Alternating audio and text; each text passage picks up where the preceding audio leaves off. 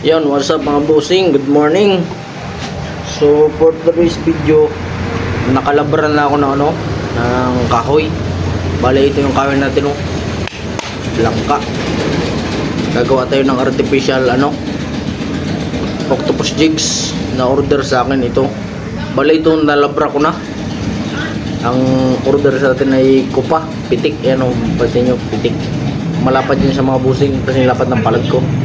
So, hindi ko siya pinabilog. So kung bago ka pa lang sa aking YouTube channel, please click subscribe and notification bell para lagi kang updated sa mga tutorial natin. At kung gusto mong gumawa ng ganito, mag DIY, matututo ka at masusundan mo yung mga paraan ng ating paggagawa. Yun mga bossing, bali nasimulan ko na ito at nasugatan na nga ako sa paa. Ito, nasugatan ako ng aking pait. Ito ang pait ko. Kakasa ko lang kanina, tumalon sa paa ko kasi bali ito mahirap ito butasan. Hindi ka pwede magkamali sa gilid. Pag nagkamali ka nang dito sa gilid nya, ito yung sa gilid na ito, pag nagkamali ka, basag yan. Kaya kailangan mano-mano lang. Bali ayan ang forma nyo, pitik. Yan, ito hindi ko pa napantay kasi sasandarin ko pa yan. So tara, simulan natin ang pagbubutas. Yun mga bossing, bubutas natin ito. Bali na simulan ko na siya. Ngayon, laliman pa natin ito.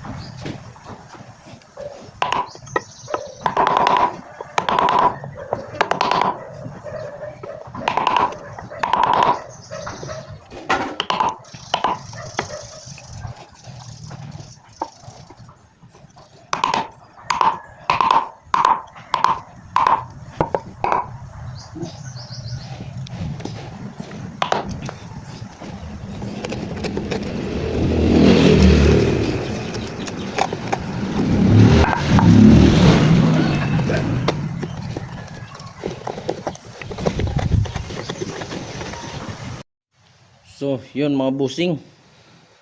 Bali, nabutasan ko na, malalim na siya. Ito. Yan. Ito ang sukatin yung pait bago ito hanggang dito.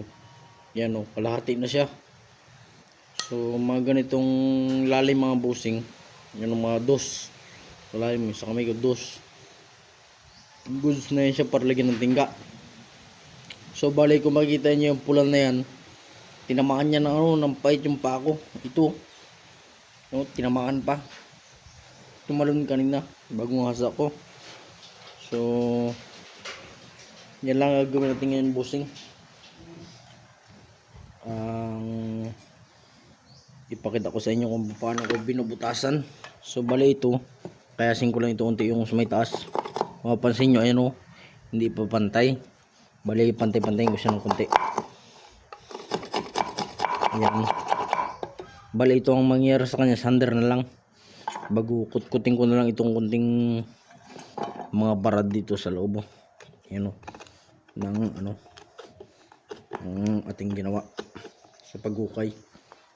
Kutkutin na lang yan ng pait.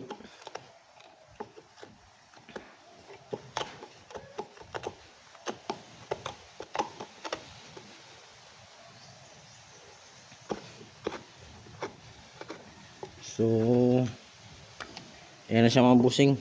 Medyo malinis na yung loob. Kunting ano na lang yan. Ilabas ko na lang ito sa loob yung mga nakasabit-sabit na yan na maliit. Pero sasandarin ko na lang itong labas. Bali itong labas niya. Pakinisin natin. Ayan ang forma niya. Bago lalagyan ko dito ng linya. Dito paikot. Para magbuka siyang kupa talaga. So, yun lang mga busing. Kung paano tayo maghukay nito. Yan ating vlog for today. So, sana may natutunan kayo. At nalaman nyo rin kung paano kahirap maglagay ng butas. Kita nyo ako, nasugatan pa ako. Ayan o. So, ayan lang mga busing. Salamat sa panonood.